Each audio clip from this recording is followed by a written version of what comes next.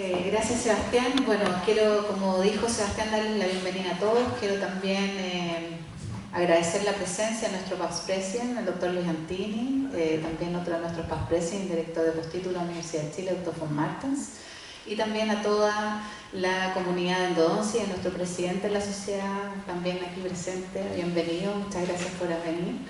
Así que los dejo sin más preámbulo para partir con doctor Adrián Villena.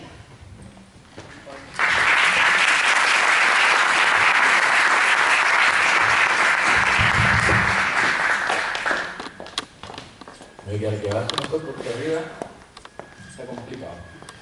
Buenas noches. Les quiero contar una pequeña historia de por qué estamos acá con Paula, la doctora Riquelme. A Paula, tiempo atrás le comenté de que me habían invitado a dar una charla científica y que eligiera el tema.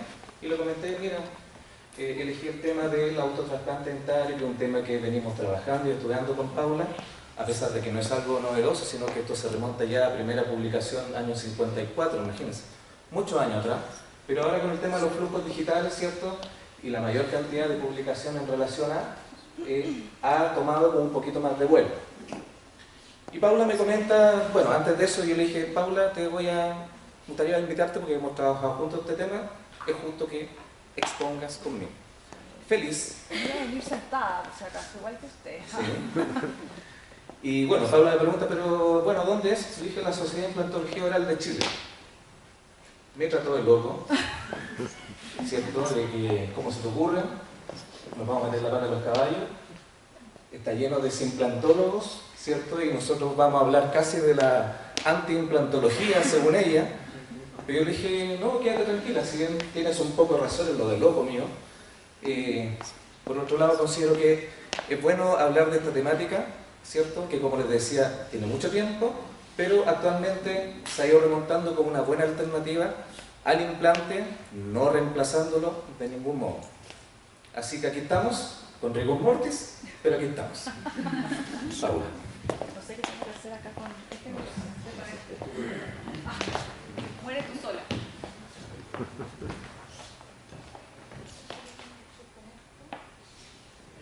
Ahí está.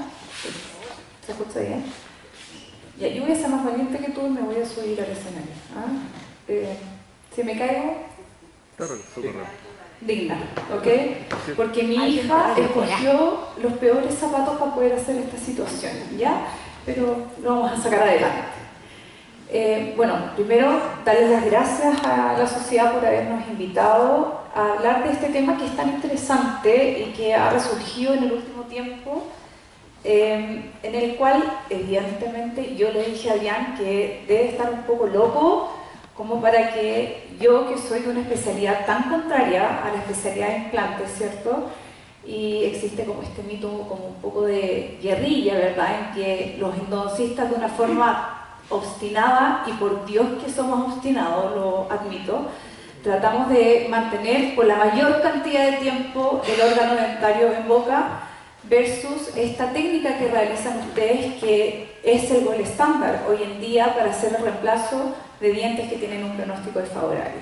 Así que eso de locura de Adrián, que se lo dije, es verdad, pero ustedes van a ver que también para poder llevar a cabo estos tratamientos se requiere de ese grado de locura y ese grado de intensidad que ambos compartimos, hay que decirlo. Así que también darles las gracias a Adrián, como Adrián les dijo, él era el que estaba inicialmente invitado por la sociedad y él quiso incluirme a mí para no morir solo, yo creo, ¿no? Para que muriéramos los dos aquí. Por estética quizá. Por estética quizá, claro, vengo yo primero y después vienes tú.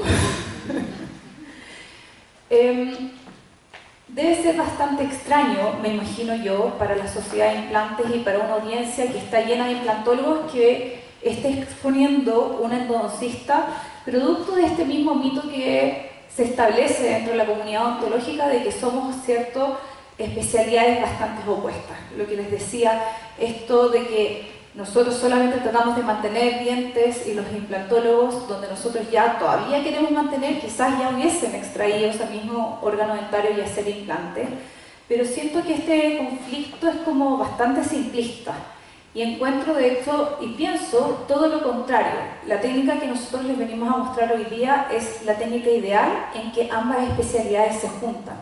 Se juntan para poder llevar a cabo y mejorar el pronóstico de la rehabilitación oral que realizamos en nuestros pacientes y el pronóstico general de la salud bucal de ellos. Porque no tenemos que olvidar que ambas especialidades tenemos un objetivo en común, que es restablecer la función oral. ¿Dónde va a estar la diferencia? En el enfoque biológico que utilizamos para ello. Por un lado, los endodoncistas, de forma muy obstinada, tratamos de todo para tratar de mantener esos dientes en boca, y por otro lado existen los implantólogos que en el último tiempo y en las últimas décadas, ¿cierto?, han hecho un tratamiento gold estándar que es la técnica de implantes y la rehabilitación mediante implantes, que ha sido hasta el día de hoy la única técnica que tenemos disponible para hacer el reemplazo de dientes que tienen un pronóstico desfavorable. Ahora bien, el implante, a pesar de ser una solución extraordinaria, no va a ser la única opción.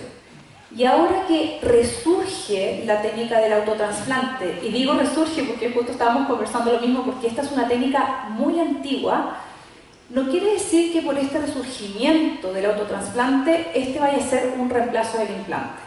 El autotrasplante no va a ser mejor que el implante, pero el implante tampoco va a ser mejor que el autotrasplante.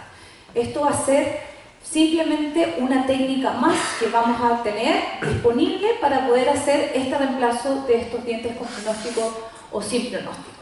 Por lo tanto, lo que nosotros les venimos a mostrar en esta charla no es un reemplazo, es una jerarquización de opciones, ¿okay?, que busca en alguna medida entender que tanto el autotrasplante y el implante hoy en día muestran tasas de supervivencia y de éxito bastante similares entre ellos. Sin embargo, el autotrasplante también va a tener sus propias limitaciones y debemos entenderlas, y por tanto tenemos que saber cómo aplicarlas de acuerdo a el caso clínico correcto. Por tanto, lo mejor va a ser jerarquizar las opciones y tomar la mejor decisión individualizada para nuestros pacientes. Yo sé que esta diapositiva ya se repitió al principio. Adrián me decía por qué esa diapositiva está ahí de nuevo, y en el fondo es porque yo quiero tomarme un tiempo, creo yo, de que ustedes comprendan que si Adrián está aquí y yo estoy aquí gracias a que Adrián también me invitó a esta charla, es porque somos equipo hace muchos años, diría que 12 años, por lo menos. Incluso yo fui su alumna. Así que lo de vintage queda para ella, no para mí. ¿Ok? Pero en el fondo, esa ha sido la única forma en la cual nosotros hemos podido aplicar esta técnica y otras muchas técnicas y sacarlas adelante. Y entonces también quiero hacer este llamado, porque también veo caras de endodoncistas en esta audiencia, que agradezco mucho que hayan asistido, porque el llamado es a que ustedes como implantólogos trabajen de la mano de sus endodoncistas. Esa va a ser la única opción en la cual nosotros realmente vamos a poder jerarquizar y entender cuáles son todas las técnicas disponibles para poder restablecer la función oral. Confíen en sus endodoncistas, pregunten, y yo creo que si después de esta charla, al menos algunos de ustedes que se dedican a hacer solamente implantes o rehabilitación mediante implantes, cumplen o se dan el tiempo de pensar 2 o 3 minutos de acuerdo a lo que nosotros veamos en esta charla, de si es posible realizar esta técnica, yo creo que por lo menos yo me voy feliz y con el corazón contento. Empecemos, ¿les parece entonces? Vamos a definir entonces la técnica del autotrasplante dentario como una técnica que va a tener el objetivo de reemplazar un diente que tiene un pronóstico desfavorable o que no tiene pronóstico, o un diente que está ausente en la cavidad oral del paciente, con un diente que ahora se va a pasar a llamar, ¡oh, qué chiquitito el puntero! Se alcanza a ver, ¿cierto? ¿Sí? Con un diente que ahora se va a pasar a llamar donante, ¿ok? Y este donante puede estar erupcionado o semi-erupcionado en la boca de nuestro paciente. Esta técnica no es perfecta, no es simple de realizar, y va a tener sus propias limitaciones. Sin embargo, a pesar de estas limitaciones, va a ser capaz de realizar algo que ningún implante es capaz de realizar hasta el día de hoy.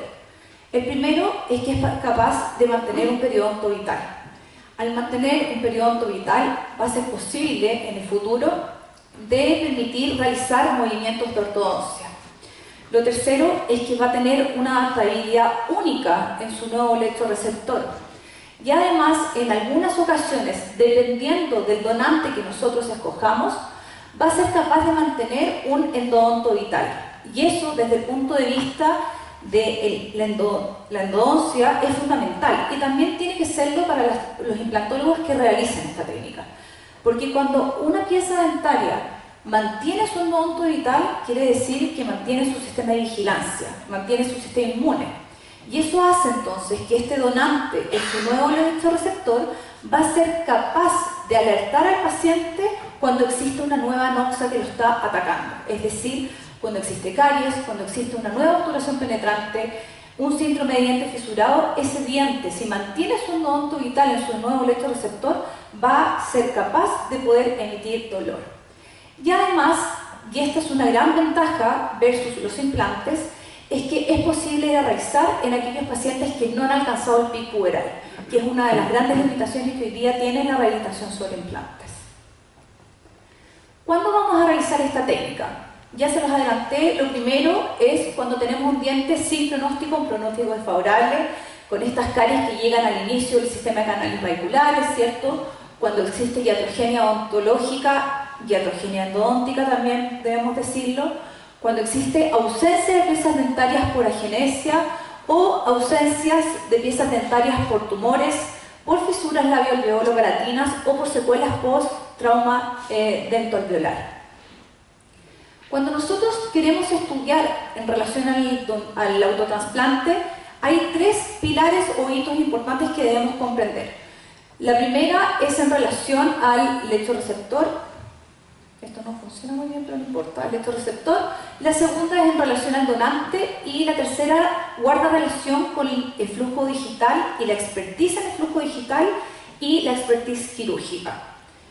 Para no quedarme yo hablando toda la sesión, yo les voy a hablar solamente en relación a los pilares del electroreceptor y el donante, y después le vamos a dar el paso al doctor Villena para que hable del flujo digital y la técnica quirúrgica. ¿Les parece?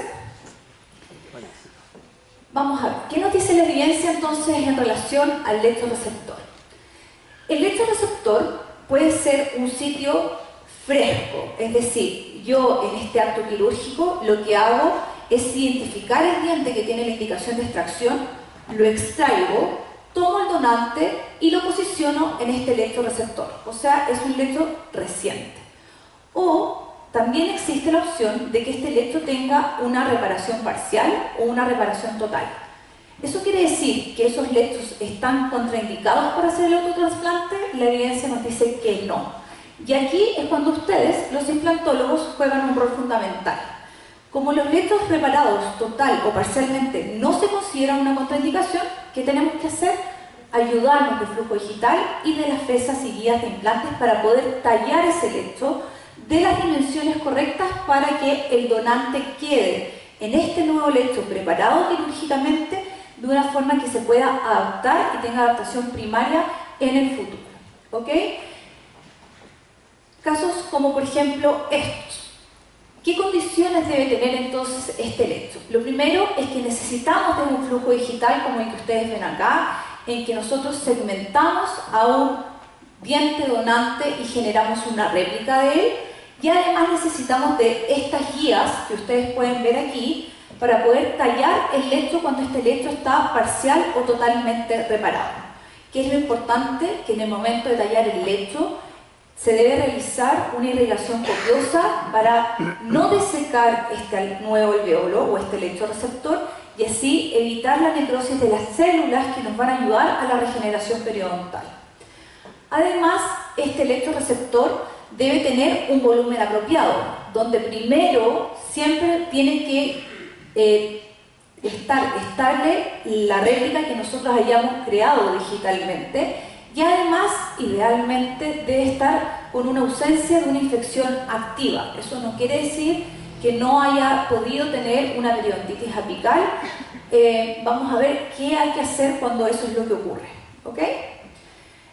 Entonces, ¿cuál sería el lecho ideal para poder hacer un autotrasplante? Lo primero es que si el lecho hay que prepararlo, es importante hacer un flujo digital y la generación de estas réplicas o estos CAR model para que cumplamos dos objetivos principales. El primer objetivo de tener el flujo digital y tener la réplica es saber cuál es la dimensión perfecta en la cual el donante va a quedar en su nuevo lecho receptor. Y el segundo, y quizás el más importante, es que de esta forma nosotros vamos a disminuir el tiempo extraoral del donante fuera de un alveolo.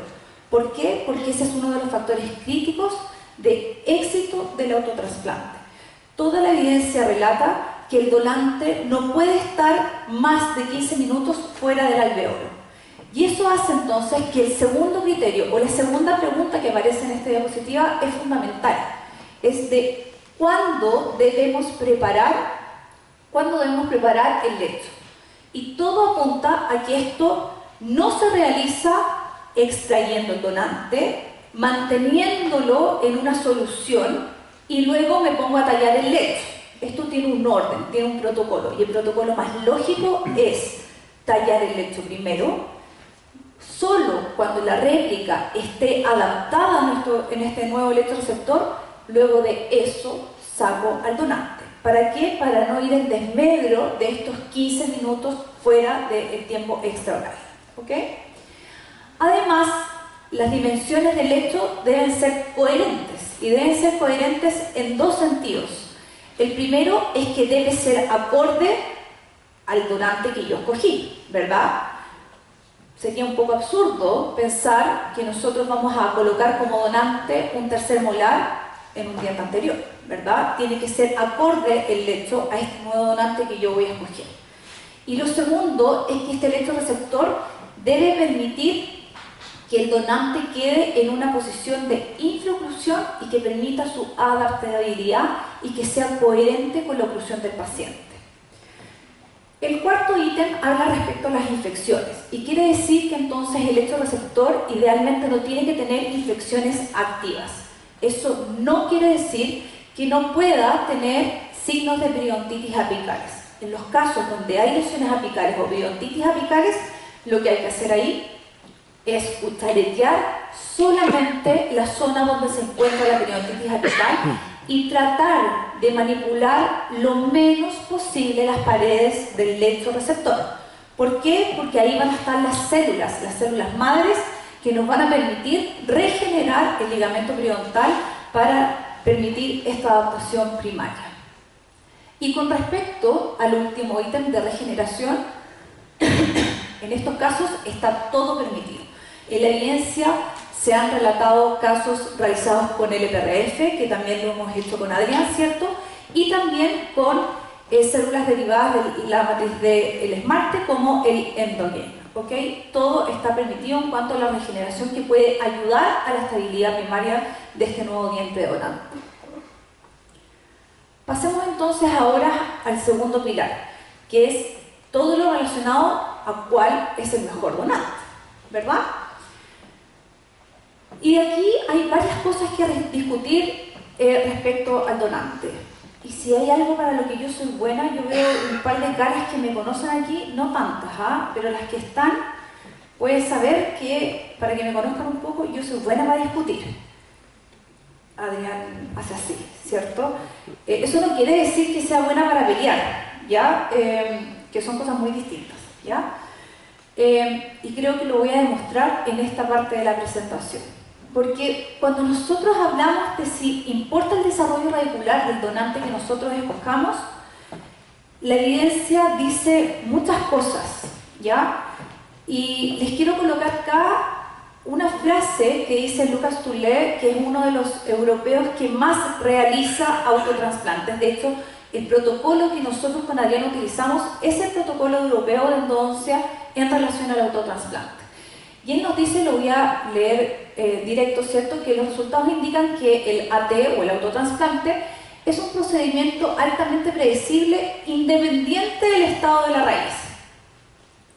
Discuto, lo dudo, ¿ya? Porque cuando uno desmenuza esto, porque suena bien la frase, ¿cierto? Pero en el fondo la predictibilidad del tratamiento no es que guarde de la mano del éxito y la supervivencia del donante en su nuevo lecho receptor, ¿ya? Entonces cuando nosotros vemos un poco más allá de la evidencia y leemos un poco más, vamos a ver que el grado de formación radicular sí juega un rol fundamental. Y quiero ponerles esta bibliografía por 3 motivos principales. La primera es porque, si ustedes se dan cuenta ahí, salió muy pequeño, pero esta es una bibliografía del año 90. Y eso guarda relación con lo que les dijimos al comienzo. ¿Esto es una técnica innovadora de la odontología? La respuesta es que no. Esta no es una técnica innovadora. Cualquiera que lo quiera vender así está completamente equivocado. Esto es una técnica que se realiza hace mucho tiempo. Lo que pasa es que es una técnica que se dejó de hacer, que son 2 cosas distintas. Y eso tiene una explicación, y es que la tecnología avanzó, y como la tecnología avanzó, hoy somos capaces de poder asegurar un pronóstico y una supervivencia de estos dientes que en esos años no se podía realizar y no se podía asegurar. ¿Okay? Eso es lo primero con lo cual me gusta colocar esta evidencia cada vez que he hecho esta conferencia antes. Lo segundo, que es porque es una de las evidencias con más casuística, con más casos de dientes autotransplantados. Si ustedes se fijan, son 370 premolares autotransplantados y que nos da muchas aristas sobre la relación que tiene la salud endodóntica en conjunto con la salud periodontal. Y el tercer motivo es que nos va a dar luces de cómo ha mejorado la tecnología y cómo ha mejorado el pronóstico. ¿Okay? ¿Qué nos dice Andreasen? Que de hecho es el padre del trauma dentoalveolar, que es muy similar a lo que se realiza cuando un paciente tiene una avulsión. Cuando un paciente tiene una avulsión, ¿qué es lo que hacemos todos, o esperaría que hicieran todos? Es reimplantar esta pieza dentaria. Por eso Andreasen también fue uno de los primeros en estudiar con mayor casuística qué hacer con los premolares autotransplantados. ¿Okay?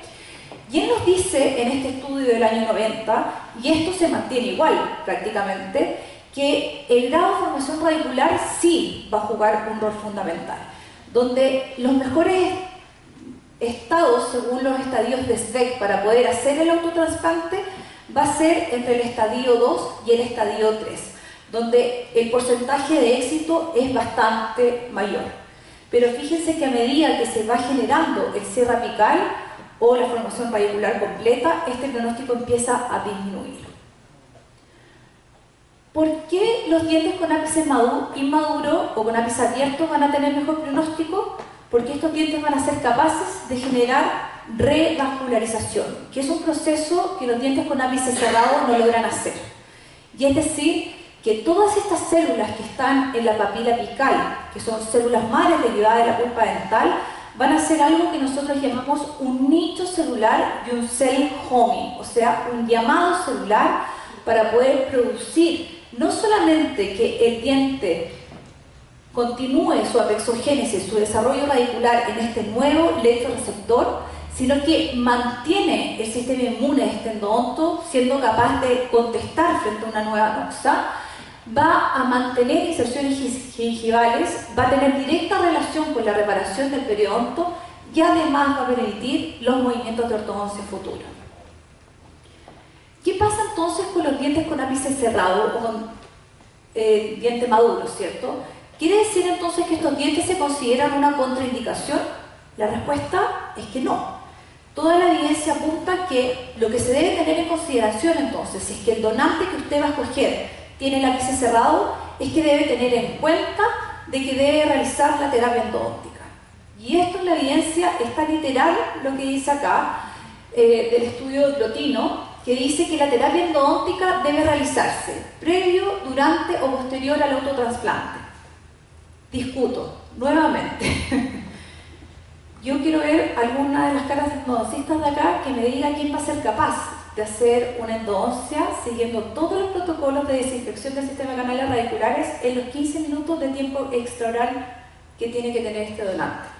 Yo sé que yo no podría y yo creo que acá tengo a varios que dirían lo mismo que yo, ¿cierto? Así que la recomendación de esta dictante, y yo creo que lo que va a salir en el futuro en los próximos papers o los próximos artículos, es que la terapia endodóntica o se debe realizar antes de ser posible, siempre y cuando el donante esté erupcionado, evidentemente, y pueda cumplirse requisitos mínimos de la endodoncia, como por ejemplo el aislamiento absoluto, ¿verdad? Que no es tan fácil en un donante semi-erupcionado, o la terapia endodóntica debe realizarse después, ¿ok? Recuerden que siempre estamos pensando en un diente con ápice cerrado, ¿verdad? Veamos también que en este artículo de Andrea se habla sobre la salud pulpar en relación a la reparación periodontal. Y esto es independiente también del desarrollo radicular. Todos aquellos dientes autotrasplantados que presentaban salud pulpar repararon 289 de estos 370 dientes autotransplantados. Eso quiere decir que la conexión de células madres, tanto del tejido pulpar como del tejido periodontal, son fundamentales. Esto hace entonces que, de ser posible, el donante ideal siempre va a ser mejor un diente que todavía no ha alcanzado su desarrollo radicular completo. No quiere decir que un diente con ápice cerrado no pueda ser ideal, hay que escogerlo igual, siempre y cuando esté disponible. Entonces aquí ya podemos ver que existe una limitación para poder realizar este procedimiento, y es que uno tiene que haber un donante disponible para poder realizar esta técnica. Nosotros no vamos a generar o crear un donante para poder hacer esta técnica, ¿cierto?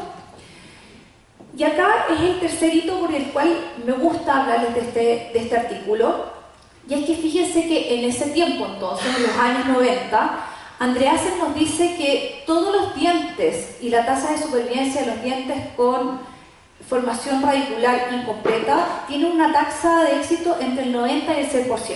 O sea, una tasa muy comparable a la tasa que nosotros le aseguramos de éxito a los pacientes que le realizamos implantes, ¿sí o no? Pero ¿qué pasa en esta época con los dientes con formación completa? La tasa de éxito baja al 60%, ¿verdad? Y eso hizo entonces que esta técnica se dejara de realizar. ¿Qué ocurre hoy día? Ocurre que tenemos esta maravilla de la tecnología que es el flujo digital, ¿verdad? Y que nos permite entonces, cuando nosotros ahora revisamos publicaciones recientes, asegurar también en dientes con ápice cerrado una tasa de supervivencia y una tasa de éxito altísima, ¿ok? Fíjense que la tasa de supervivencia general a 10 años se mantiene alta tanto para el ápice abierto con un 94% y un 83,8% en un ápice cerrado. Eso es una tasa alta de éxito, ¿verdad? Muy similar a lo que nosotros realizamos con un implante. Fíjense, la tasa de éxito tanto para el ápice abierto como el ápice cerrado sigue siendo bastante alta. Y eso solamente gracias a que avanzó la tecnología y tenemos la capacidad entonces de generar estas guías de fresado y estas réplicas. Hablemos un poco entonces ahora sobre la necesidad de la terapia endodóntica. Hasta la actualidad siempre uno cuando dicta conferencias trata de mostrarle lo más nuevo, ¿verdad? Hasta la actualidad yo solamente he visto un artículo publicado de un diente con ápice cerrado que no le hicieron terapia endodóntica, pero el seguimiento ha sido solamente de un año. Por tanto, creo que es algo que todavía ni siquiera deberíamos discutir hasta quizás bastante tiempo más, ¿verdad? La necesidad de terapia endodóntica en los dientes con ápices cerrados está, ¿ok? Cuando ustedes escojan un donante con ápice cerrado, deben planificar hacer la endodoncia porque va a ser la única forma en la cual nosotros vamos a disminuir las complicaciones asociadas a la infección del sistema canales radiculares. Recuerden que la salud endodóntica va a estar muy de la mano con la reparación periodontal de estos dientes y por tanto su supervivencia. Fíjense este artículo del 2022 que nos dice que la tasa de supervivencia acumulada es del 100% y una tasa de éxito del 88% en los dientes que sí recibieron tratamiento endodóntico versus, fíjense lo que baja, 58-76% para aquellos grupos que no recibieron terapia endodóntica. ¿Cuál es el llamado entonces? Trabajen en conjunto con sus endodoncistas. Eso es fundamental para poder realizar este caso.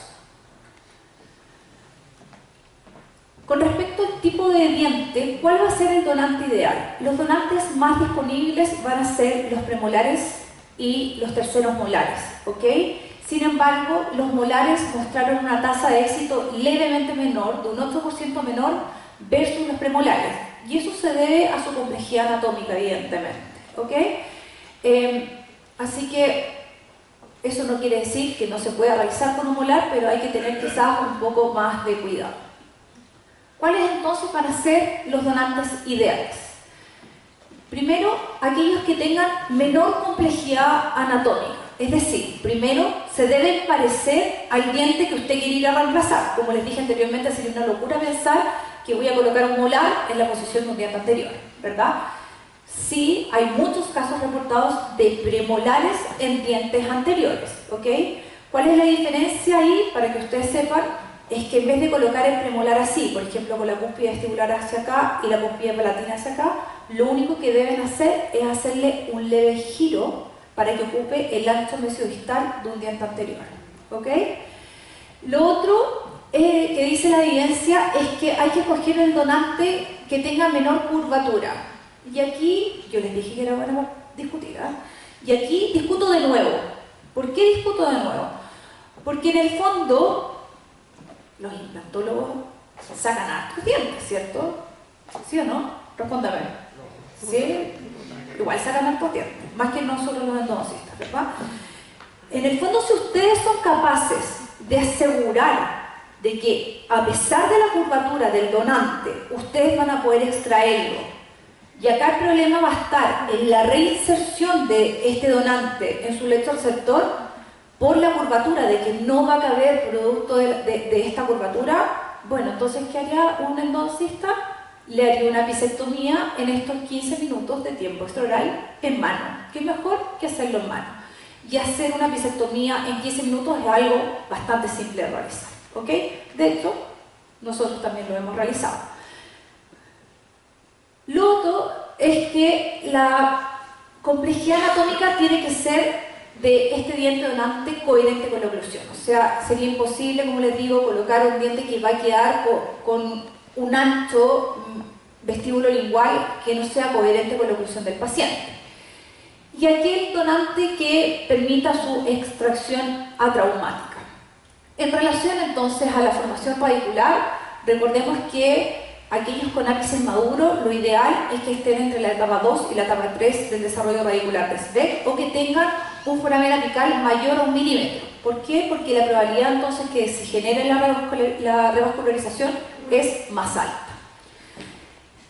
Esperar por la revascularización, también eso es importante. Mientras no existan signos de infección, hay que tener paciencia. Esperar por la revascularización.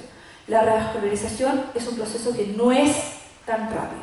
Mientras no existan signos clínicos de infección o radiográficos con el CST, hay que esperar, ¿ok? En relación al diente a escoger como donante, los semi-erupcionados parecieran ser una mejor opción que aquellos dientes que están erupcionados, independiente si tienen o no formación radicular completa. ¿Por qué? Porque los dientes semi-erupcionados tienen un ligamento periodontal ancho, gordito, ¿cierto? Rico, que hace fácil su luxación para hacer esta extracción atraumática. Y aparte, han estado menos tiempos expuestos a la placa bacteriana. Entonces los hacen un donante bastante ideal. Con respecto a los dientes con ápice cerrado, recuerden que debe realizarse la terapia endodóntica si el donante que ustedes escogieron está erupcionado y es capaz de hacerse el aislamiento absoluto.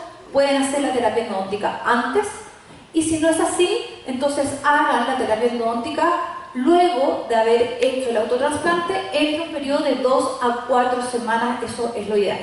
Lo que yo no recomiendo, a pesar que es lo que dice la evidencia, es hacerlo durante estos 15 minutos de periodo extraoral, porque eso va a ir en desmedro de este tiempo. Y en el fondo esto uno hace el receptor, y con Adrián lo que hemos hecho es ¿cierto? Eso es lo ideal, la menor cantidad de tiempo extraoral, porque es uno de los factores críticos de éxito, ¿ok?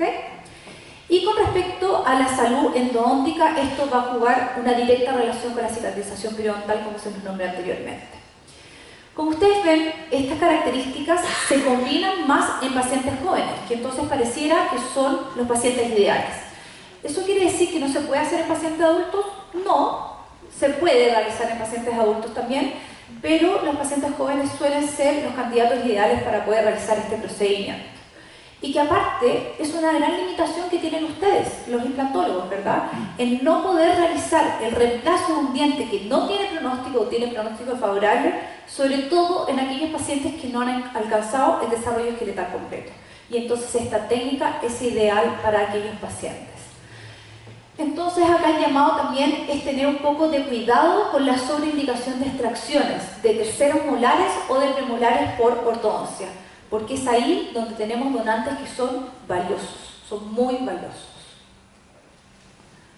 Quiero mostrarles el primer caso, después Adrián les va a mostrar el segundo caso. Y acá yo quiero hacerles otro llamado. Yo le dije a Adrián que cuando realizamos este caso, que es mi favorito, más favorito que el que va a presentar Adrián, por eso lo cogí yo primero. Y es que yo le dije a Adrián, ¿sabes qué? Este caso es muy lindo, me gusta mucho, quiero publicarlo, pero quiero publicarlo en casa. Y este es un llamado también a los que quizás todavía acá son alumnos, o bueno, a todos en realidad, de que la única forma de posicionar a Chile en la investigación es que nosotros publiquemos en casa, que nosotros publiquemos acá, que publiquen en sus sociedades. Eso es muy importante porque es la única forma en que estemos en el ojo internacional para poder seguir haciendo publicaciones. De hecho, les juro que voy a terminar pronto, para darte el paso a Adrián.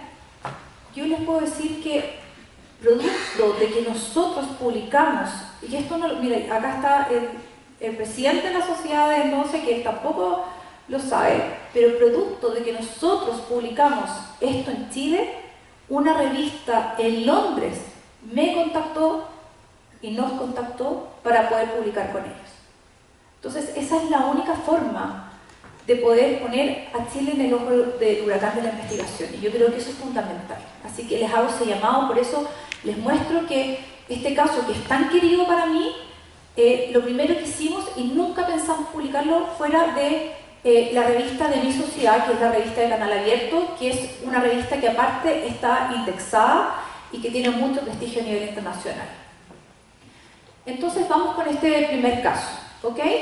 Esta es una paciente de género femenino de 14 añitos, solamente 14 añitos, que presenta una clase 2 esqueletal severa y un biotipo dórico-facial en etapa de dentición mixta segunda fase, y que como ustedes pueden ver aquí, si es que me logra funcionar el puntero, muy bien con la mano. Como ustedes pueden ver acá, es un diente, ahí existe la agenesia del diente 4.5, ¿cierto? Y producto de este perfil dórico-facial había que extraer el diente 1.5. Y entonces la ortodoncista se comunica conmigo y me dice: Paula, ¿qué podemos hacer acá? Bueno, hagamos un autotrasplante. Es una paciente ideal para poder hacer autotrasplante. ¿Qué ocurría en ese entonces? Que este diente donante, fíjense que ahí les estamos mostrando la agenesia, este diente donante todavía tenía su diente temporal correspondiente y entonces le faltaba un poco de desarrollo radicular para poder hacer el autotrasplante. Entonces, ¿qué hicimos? Lo estimulamos y sacamos el diente temporal para que empezara a erupcionar mientras nosotros hacíamos la planificación digital. Entonces aquí les presento a Toby. Mi chiquitita le puso nombre a su diente donante y le puso Toby, y de ahí en adelante siempre lo llamamos así. Acá está Toby y como ustedes pueden ver, este es el primer CT scan que le tomamos, donde está nuestro donante y donde está la segmentación para poder hacer la réplica de este donante para el procedimiento quirúrgico. Acá ustedes pueden ver las guías que nosotros realizamos, y esto es algo que la evidencia no relata. ¿Qué guías hago? ¿Cuántas guías hago?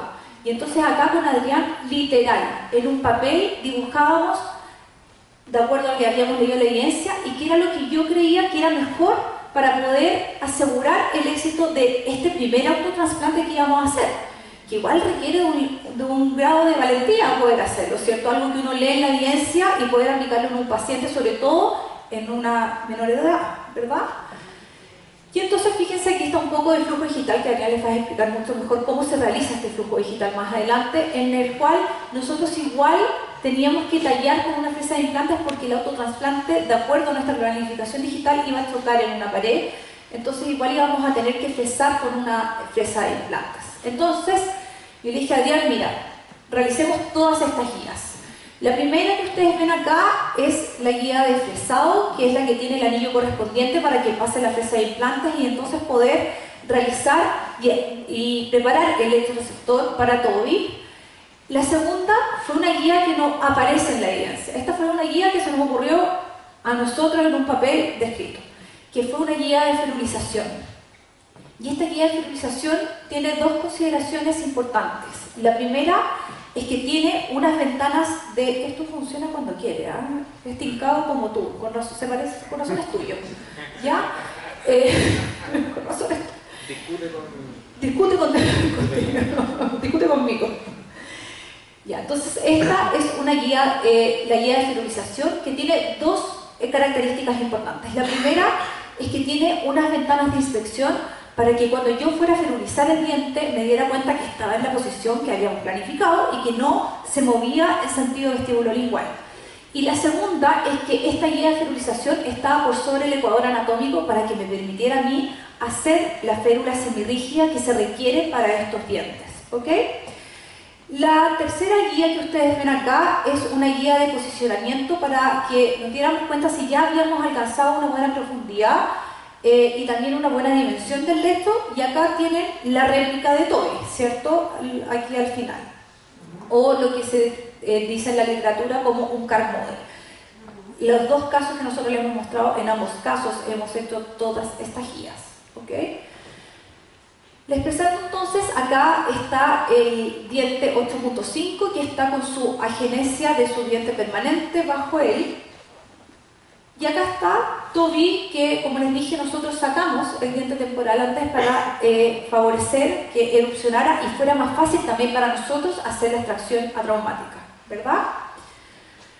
Entonces, ¿qué hicimos? Hicimos la extracción del diente temporal. Fíjense que lamentablemente, entre que tomamos los escáneres y todo, esto había formado un pequeño quiste que fue retirado durante el procedimiento quirúrgico.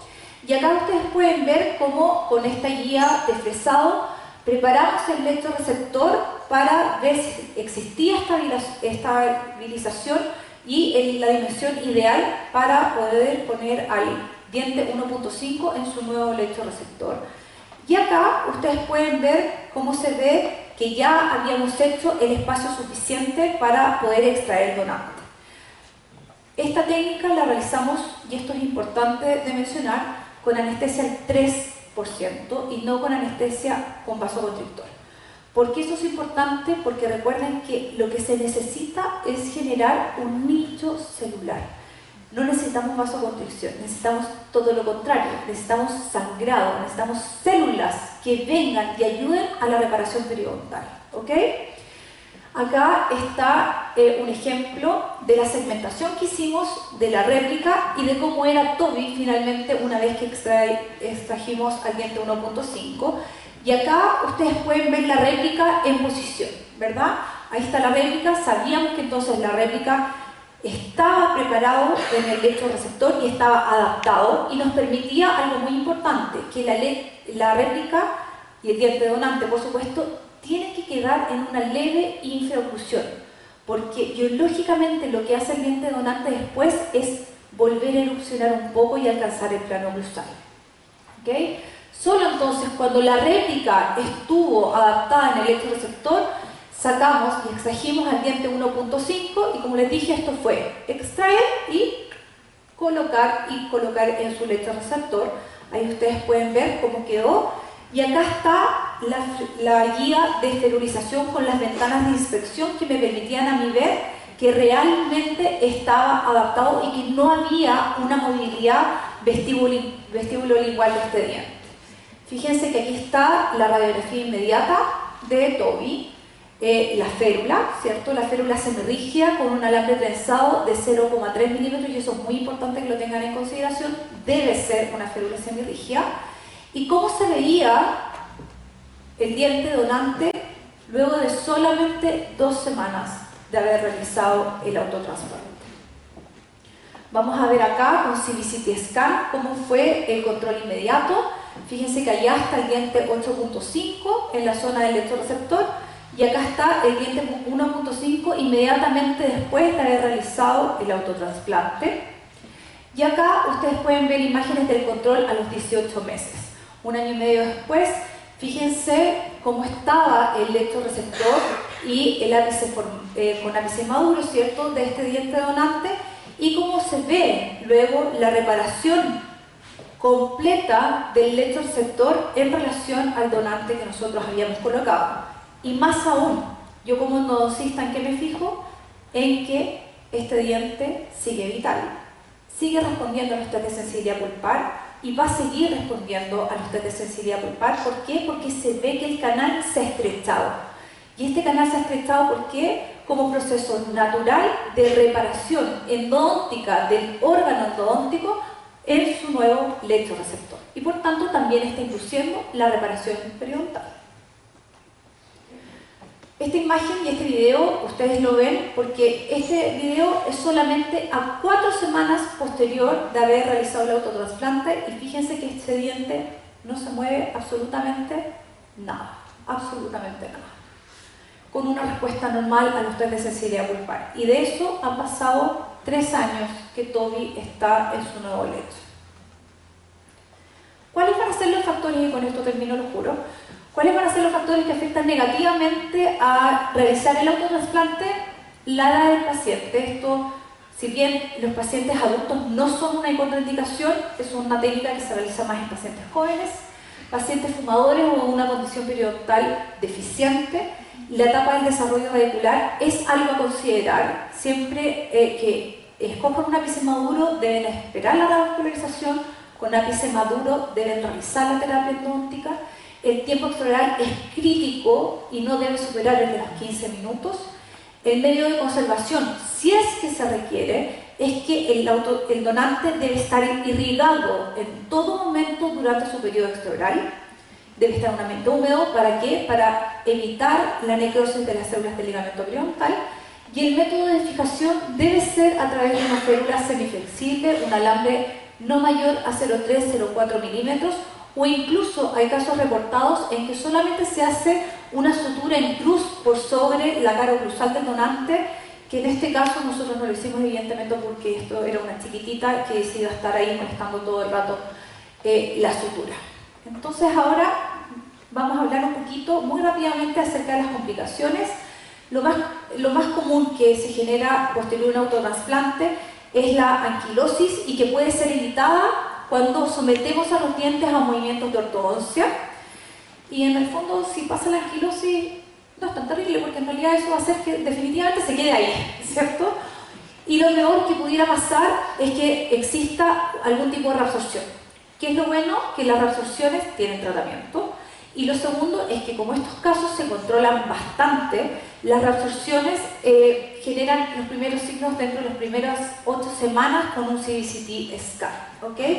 Lo más importante, yo creo, de esta diapositiva es recalcar que, fíjense, la pérdida del trasplante ocurre en un muy bajo porcentaje, entre el 2 al 10% de los pacientes pierden el trasplante, lo cual es un porcentaje muy bajo. Vamos a hacer entonces ahora esta pequeña pausa para yo bajarme sin caerme y que venga el doctor Villena. Gracias por la...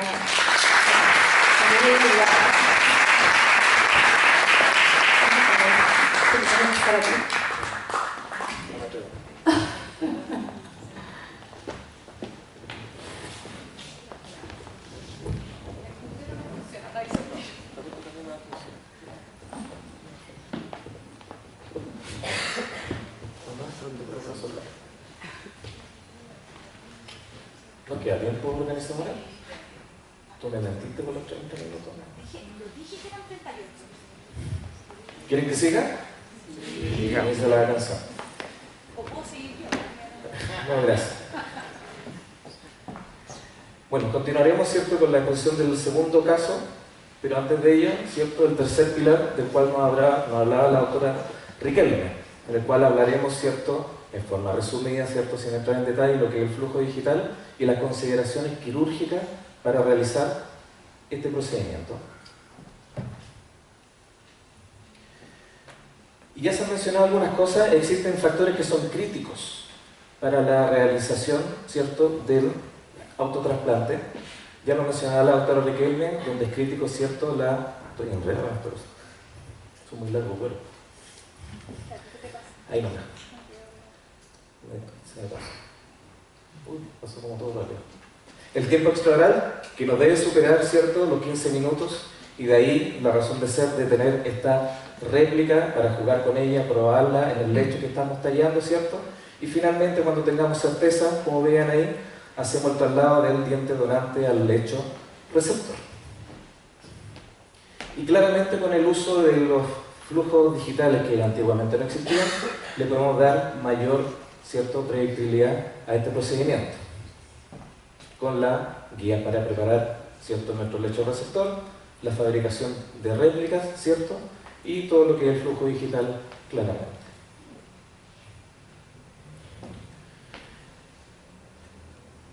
De partida, cuando realizamos la extracción, sobre todo si en el lecho del receptor hay un diente que tiene indicación de exodoncia, este tiene que ser con el mínimo trauma posible y con mayor razón la exodoncia del diente donante. Por lo tanto, una manipulación brusca de esto, ¿cierto?, nos va a condicionar una menor predictabilidad, ¿cierto?, y éxito del procedimiento. La función del CARP, ¿cierto?, que es una abreviatura de lo que es la réplica, ¿cierto?, nos va a ayudar a que tengamos, ¿cierto?, o nos facilite la colocación, como les decía, del diente donante. Por supuesto, hay que tener una práctica, ¿cierto?, y no todos nacimos, ¿cierto?, sabiendo hacer este procedimiento, siempre hay una primera vez, y la primera vez, ¿cierto?, lo mostró la doctora. Por lo tanto, tenemos que tratar de ser lo más preciso posible, ¿cierto? Otro punto importante es la profilaxis antibiótica, como para prevenir la eventualidad, ¿cierto?, de una infección del sitio donde estamos colocando nuestro diente donante y por lo tanto, en forma indirecta, mejora la cicatrización de ahí. Y, ya lo dijo varias veces la doctora, con respecto al manejo multidisciplinario. Y también ella ha adelantado algunas cosas sobre la selección del caso, porque el caso ideal, ¿cierto?, no es para cualquier persona o cualquier indicación.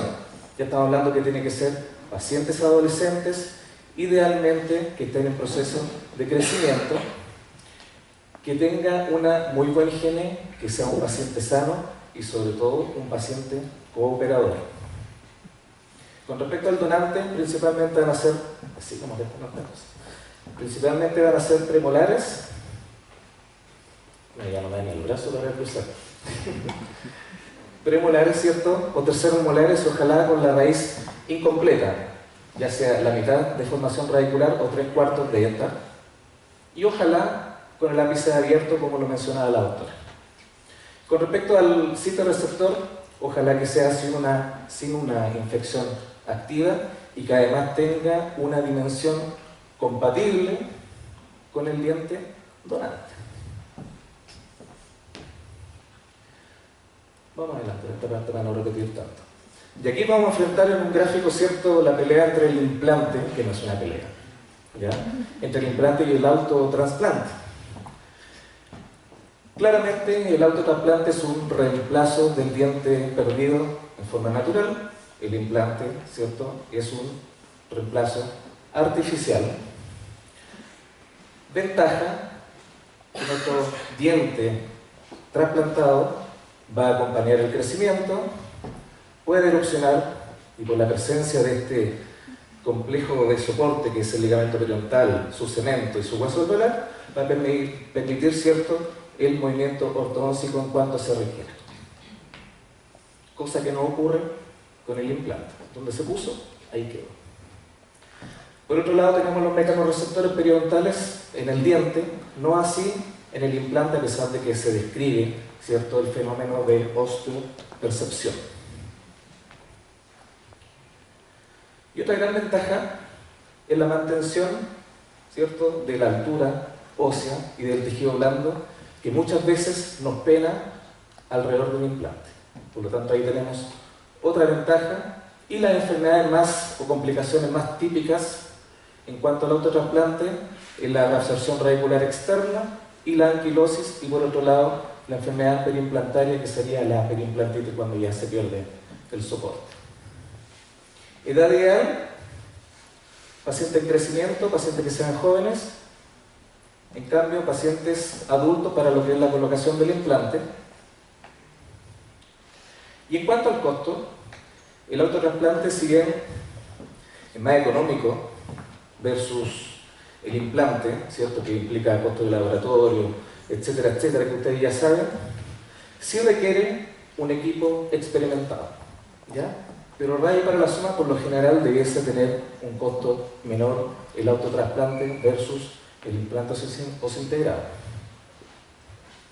A grandes rasgos, ¿cierto?, lo que es el flujo digital, tenemos 3 etapas, en la cual tenemos la primera, la adquisición, ¿cierto?, de las imágenes. En segundo lugar, lo que es el diseño quirúrgico. Y finalmente, lo que es la fabricación, en este caso, de las guías.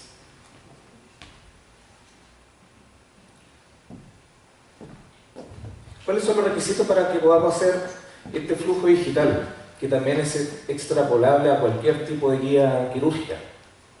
En primer lugar, tener un archivo de arcada completa, ya sea STL u ojalá un PLI que se incorpora color y curiosamente es de menor tamaño, ¿cierto?, que el STL, de la arcada completa.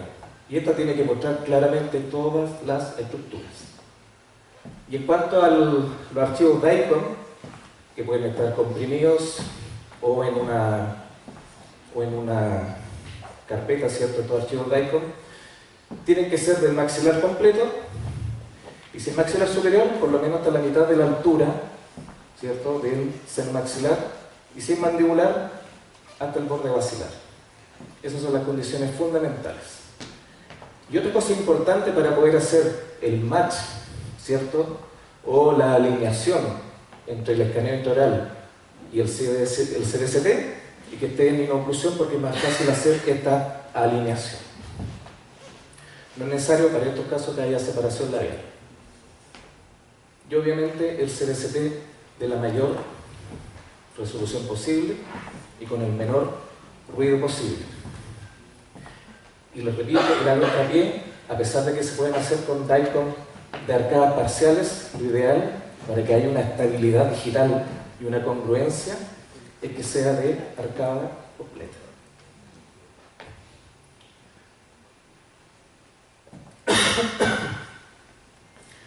Aquí tenemos nuestra réplica digital o CARP, ¿cierto? Ya les decíamos que esto nos ayuda a eliminar el daño, ¿cierto?, de la manipulación del donante real antes de extraerlo, y por lo tanto disminuye el tiempo de manipulación escoral de este. Y por otro lado, por el hecho de estar probándolo, mejora la preparación, ¿cierto?, del sitio receptor.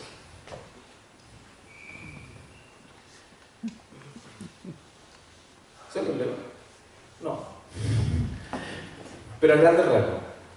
Nosotros cuando cargamos el software, en el primer caso, en esa época lo hicimos con el flujo de ExoCAD y ExoPlan, ahora lo hemos hecho con CoDiagnostics, no estoy haciendo ninguna propaganda, pero el que nos ha sido más fácil de hacer. Pero todos tienen cosas en común. En primer lugar, tenemos que hacer la carga, ¿cierto?, de los archivos DICOM, hacer la alineación en el espacio 3D de todos los archivos, como también el trazado de la curva panorámica, para posteriormente, ¿cierto?, cargar y hacer la alineación del escaneo intraoral. Y así, posteriormente, podemos hacer la segmentación, ya sea de los dientes, el tejido óseo, etc. Y por otro lado, hacer extracciones, posicionar el diente donante en forma virtual antes de comparar tamaños y ver si es compatible nuestro supuesto diente donante en el lecho receptor. Posteriormente hacemos el diseño de todas las guías y finalmente lo exportamos para ser impreso. ¿Cuánto rato nos queda? ¿Estamos bien? Los veo con cara de tuto. Porque acá la doctora se robó toda la... me robo todos los minutos.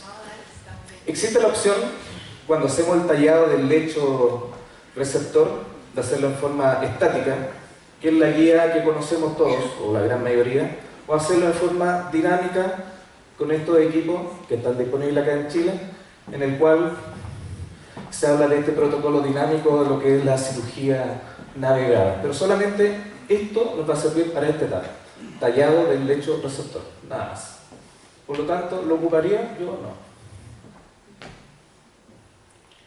Y se ha visto en los estudios que las complicaciones de anquilosis, reabsorción con los flujos 3D se han disminuido versus cuando no se utilizaba flujo 3D en estos estudios, ¿cierto?, en relación a terceros molares.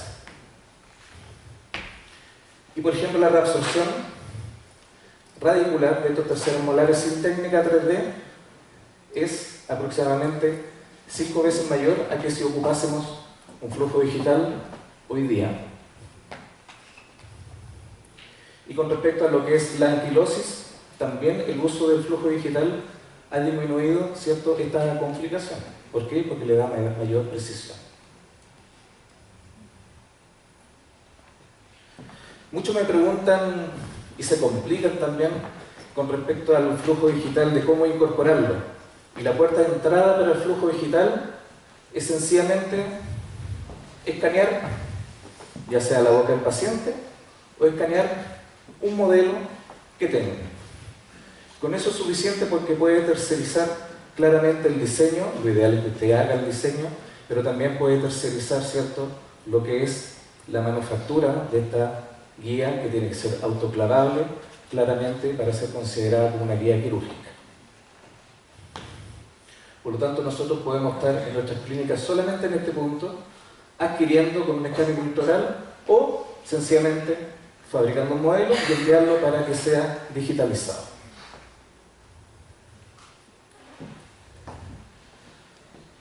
Y para nuestro autotrasplante, claramente tienen que estar todos los procedimientos periodontales listos, indicar lo que es la profilaxis antibiótica, ¿cierto?, los escaneos previos, luego realizamos nuestra planificación y en cuanto al procedimiento propiamente tal, ya lo mencionaba la doctora, una irrigación abundante tanto del diente, del lecho receptor, como los minutos que puede estar el diente donante fuera de su alveolo original. Anestesia sin vasoconstrictor, vamos a saltar acá un poquito, la ferulización aproximadamente por 4 semanas. Y en los controles posteriores, evaluar en aquellos dientes que tienen el ápice abierto lo que es la revascularización. La ortodoncia, no hacerla antes del autotrasplante, después de esto, no hacerlo antes de 6 meses, ¿ya? Y ahí recién poder hacer los movimientos ortodóncicos. Y los controles regulares aproximadamente son a la segunda, cuarta semana, luego los 3-6 meses, después de forma anual. Claramente pueden haber variaciones acá. Y aquí tenemos nuestro segundo caso clínico, que también fue publicado, a la autora de Journal de Londres, ¿cierto?, considerado un posible internacional. Y acá tenemos una paciente que ya no es adolescente, ¿ya? Una mujer de 27 años, sana, pero fuma, pero no quiere poner al mundo un implante. Y el colega, que estaba un poco entendido de estas técnicas, ¿cierto?, nos refiere a esta paciente para evaluación endodóntica y para ver si es posible realizar un autotrasplante. Este diente presentaba, ¿cierto?, un diente sin esperanza, presentaba una obturación ya extensa a nivel del piso de la cámara pulpar y a nivel de la raíz palatina. Tenía sensibilidad a la percusión y la endodoncia previa estaba incompleta. El diente perdido, por lo tanto acá va a estar el lecho receptor, y acá el diente donante, que es Lulú, para no ser menos. Acá no tenía nombre esta cosa, pero le vamos a poner Lulú. Ya, para los más nuevos, no sé si cacharán la talla. Lulú.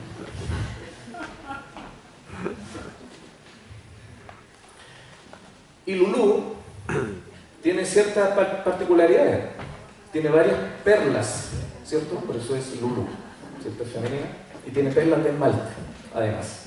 Acuérdense que en las zonas del esmalte, estas zonas radiculares donde están las perlas, no hay inserción periodontal. Ahí no hay inserción, ¿cierto?, de las fibras del ligamento periodontal, como dato. El lecho receptor es una zona antral, por lo tanto nos limita, ¿cierto?, el tallado en el sentido apical. Por lo tanto, primero tenemos que ver si es que este diente nos cabe acá. ¿Cabe o no cabe?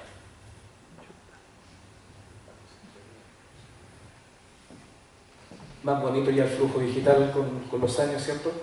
Y aquí podemos ver que está alineada la segmentación del maxilar superior con el escaneo intraoral, en este caso un archivo PLY, y podemos ver la lista cruzal. Ahí está el diente con indicación de exoncia 2.6 y ahí está Lulú semi-erupcionado. Otra lista con segmentación de cada diente. Segmentación es que a partir del CBCT uno aísla una estructura, en este caso dientes, para después tomarlo por separado como si fuese un modelo. ¿Ya? Entonces ahí vemos cada diente por separado respecto al maxilar superior. Y aquí vemos, ¿cierto?, el diente a extraer, que es triradicular. Esta es una vista apical, y aquí está Lulú, ¿cierto?, con sus raíces fusionadas y con una pequeña proyección, una puntita, ¿cierto?, de ese ápice. Obtenemos una vista, todo esto lo hacemos previamente. Ya nos conocemos de memoria el alvéolo, ¿cierto?, el sitio receptor, y dónde vamos a tener que tallar. Acá ya tenemos una superposición, ¿cierto?, de la anatomía, ¿cierto?, real, no segmentada, ¿cierto?, desde el archivo, el escaneo intraoral donde se hizo la exodoncia virtual del diente. Y como primer ejercicio, tenemos que ver si podemos hacer este cambio. Acá está Lulú, se cambió de casa, adelante. Acá en rosado, ¿cierto?, este diente donante, tercer molar, en el lugar del primer molar. Y vemos que, por lo menos mesiovitalmente, nos cabe y nos sobra un poquito de espacio. ¿Ya? Y eso es fácil después de corregir, sobre todo si se hace un tratamiento ortodóntico u otra maniobra. Aquí nos vamos a saltar algunos pasos, ¿ya? Pero sí en las distintas vistas, ya axiales, coronales, etc., podemos ver que el diente sí cabe en ese reborde, ¿ya? Lo que sí, vimos que esa puntita de raíz de Lulú pasaba un poquito más hacia dónde, hacia el seno maxilar. Por lo tanto, sabíamos que en el momento de extraerlo, teníamos que hacerle una pequeña apicectomía para poderlo entalar, o si no, no iba a entalar.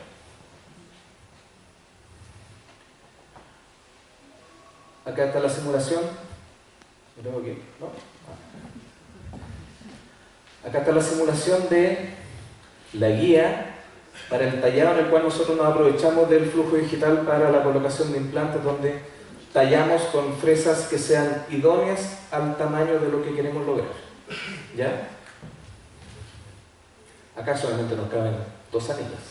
Podríamos hacer otra guía más para tallar en absolutamente todos los sentidos del espacio, pero en este caso con 2 fue suficiente para poder tallar el lecho receptor del tamaño de Lulú. ¿Estuvo buena esa Lulú? Lo voy a incorporar para el rosa. Acá tenemos la guía de posicionamiento. ¿Qué significa eso? Antes todavía Lulú todavía no la sacamos, pero en forma virtual tenemos su réplica. La instalamos en nuestro lecho receptor. Uno es que entre la réplica sola, pero lo otro es que con esta guía de posicionamiento la idea es que entre en la posición final que queremos, porque puede haber entrado, pero puede haber entrado un poco choco, inclinado hacia un lado u otro. Y acá tenemos otra guía, ¿cierto?, en el cual tenemos unida la segmentación del ulú, del diente donante, para posicionarlo una vez hecha la exodoncia del diente perdido. Y si posicionamos esto y a través de las ventanas de inspección vemos que está todo impecable y asienta por completo, significa que es el momento de sacar el donante y trasladar. Me paseo mucho. Ahí está. No es para que me miren claramente.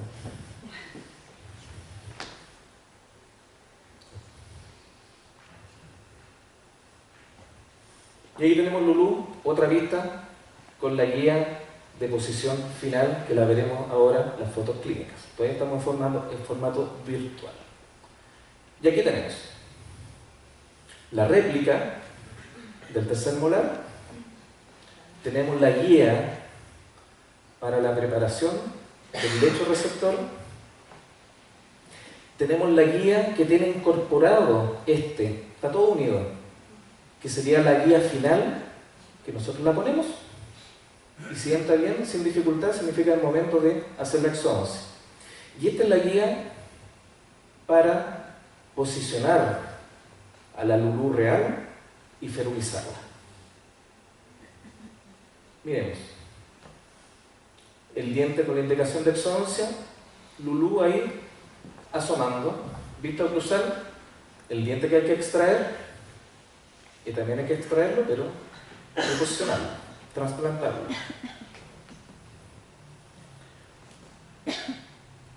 Sabíamos que era muy probable que el diente, por la gran restauración que tenía con compromiso, ¿cierto?, ya de la entrada radicular de la raíz palatina y del piso de la cámara pulpar, era muy probable que se fracturara. Dicho y hecho. Empezamos a hacer la luxación del diente, tomamos el diente, le falta algo, luego lo sacamos. ¿Ya? Pero sabíamos que íbamos a eso, y hacerlo todo de la forma más atraumática posible. Y tenemos nuestro alveolo, tal cual, ¿se recuerdan una imagen simulada? ¿Cierto? Donde estaba la vista oclusal y se veía el alveolo, ¿cierto?, del futuro, o sea, posterior a la exodoncia del futuro sitio receptor. Colocamos la guía para el tallado del lecho receptor, fresamos. Esto lo pueden hacer con cualquier sistema de cirugía guiada, ya sea sin el manguito, ¿cierto?, sin reductor o con reductores, como ven acá, a elección suya. Luego tomamos a la Lulú virtual, que vean ahí incluso tiene un solo levantamiento, que sería una de las perlas del esmalte que tiene, y lo posicionamos. Perfecto. Pero veamos si entra en la posición que queremos. Entonces ahí ponemos nuestra guía que trae, ¿cierto?, el donante ya incorporado, y lo ponemos ahí, estamos listos. Procedamos. Y aquí empezamos a tiritar con la Paula. No discutimos si en ese momento, lo dejamos para después. Tú eres bueno para pelear. Discutir, no Y pelear. No. Después lo discutimos. Exodoncia el tercer molar, y vean ahí. Trae esa pequeña puntita, ¿cierto?, que sabemos que si lo empujamos probablemente nos metamos dentro del seno maxilar. Poco probable, pero por distancia sí tendría que ocurrir. ¿Y qué viene ahora? Lo tomamos gentilmente, ¿cierto?, y le hacemos esa pequeña disectomía. Vean ahí la perla. Lo colocamos, lo ponemos ahí, probamos, ¿está ok? ¿Entró? Ok. Ponemos la guía de posicionamiento que nos va a servir para ferulizar. Todo ok. Entonces, sacamos de nuevo, porque claramente la dimensión de ese alveolo tallado en parte no es exactamente a la dimensión del diente donante, por lo tanto todos esos espacios lo llenamos con un concentrado plaquetario de segunda generación, que en este caso sería una fibrina rica en plaquetas y leucocitos, un PRFL. luego metemos el donante, ponemos la guía, aquí se nos levantó un poquito en la foto cuando la tomaron, y en esa posición se feruliza. Y luego retiramos la guía, listo. Una ferulización semi-rígida con un alambre de ortodoncia micro trenzado. Más o menos, esta imagen es más o menos como a las 8 semanas, ¿cierto?, de la cirugía, del autotrasplante, donde ya se retiró la férula, y vean, ¿cierto?, que está en posición, no se ha caído todavía, pero nosotros sabíamos que había una discrepancia de tamaño, porque la dimensión cervical no era el mismo diámetro que la dimensión cervical del diente extraído. Entonces, para esa fecha tiene ese pequeño defecto, ¿cierto?, que eso después pretendemos que se corrija solo o haremos algo para tratar de mejorarlo si es que vale la pena, si es que la paciente siente que haya que hacerlo. Prequirúrgico, el día 0, una vez instalado, y posterior. ¿Cuántas semanas, Paula, exactamente hiciste el tratamiento endodóntico, doctora? ¿A las cuántas semanas? El tratamiento endodóntico posterior al trasplante. Lo hice las 2 semanas. 2 semanas. Y aquí tenemos 2 meses postquirúrgico, ¿cierto? Sin la férula. Y 4 meses, ¿cierto? Una tomografía en la cual se ve a posición ósea, se ve relativamente bastante adaptado, digamos, ese alveolo, ¿cierto?, al diente donante, con zona todavía que le falta un poco, sobre todo ahí donde tenemos esa perla. Y para finalizar, ¿cuál es el mensaje? Tienen que confiar ¿en qué? En la biología, ¿cierto? Tienen que confiar en la biología. Y voy a leer acá. ¿Qué nos permite, por lo tanto, el autotrasplante? Nos permite mantener un periodonto vital, poder mantener, ¿cierto?, la arquitectura de ese proceso alveolar, de ese periodonto de inserción, ¿cierto? También lo que es el tejido blando, mantenerlo en posición más que un implante por sí solo, lo cual se traduce en ¿qué? Mejores resultados estéticos y biomecánicos. Eso también va a permitir, ¿cierto?, que haya movimientos de ortodoncia, y esto lo podemos realizar claramente, como dice la indicación, en pacientes que están en crecimiento. ¿Qué es lo que viene más adelante? Probablemente ya, no sé si estaré yo vivo para ese momento, pero se habla ya de lo que es la criopreservación de dientes extraídos, ¿cierto?, como un banco de dientes, para cuando llegue el minuto, oye, mándame un premolar de tantas dimensiones, etc. Ver si hay una biocompatibilidad claramente entre ese diente donado, se supone que de otra persona, no autotrasplante en ese caso,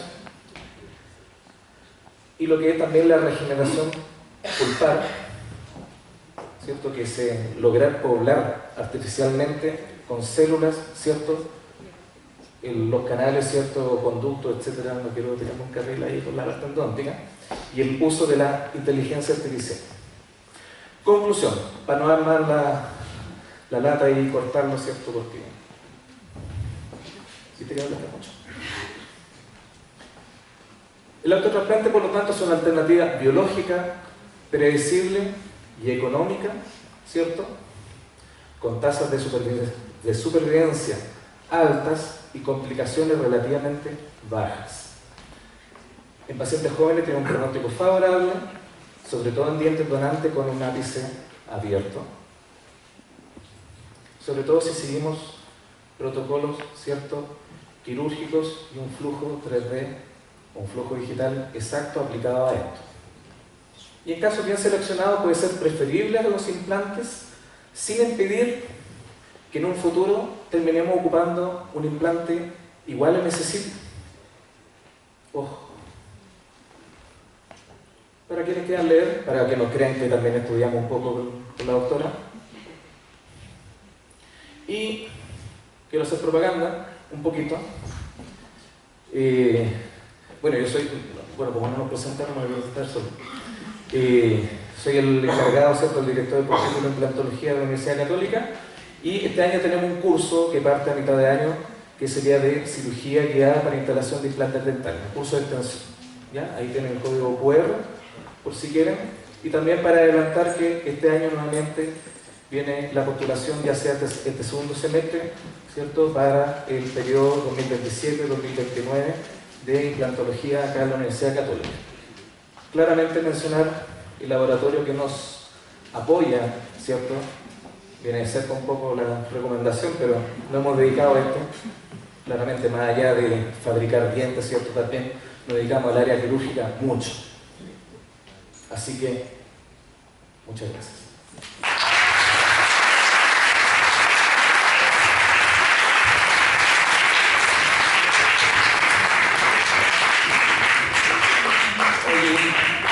Súper interesante, los felicito por el trabajo, por la generosidad en compartir.